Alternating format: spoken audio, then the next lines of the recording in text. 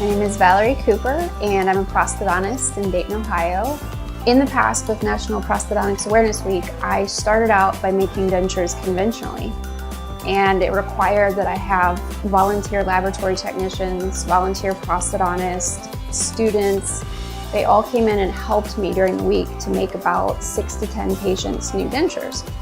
Because printing has come along so much, I was able to not need volunteer help and use printing as a way to make a lot of dentures for a lot of patients. In fact, more than I've ever attempted during the week.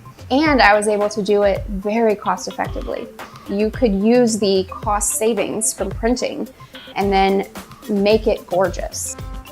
Using digital has streamlined things to the point to where it allows me more time to recreate nature.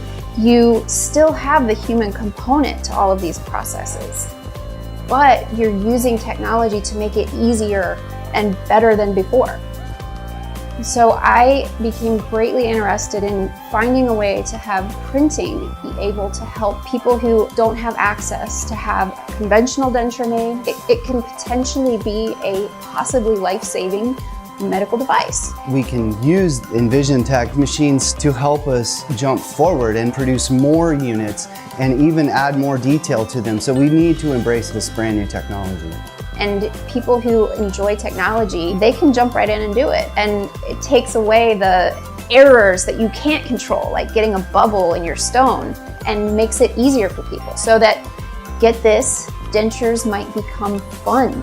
Not just for patients to have them made, it would be like a shopping experience. It's going to be fun for the clinicians, for the staff, and for technicians.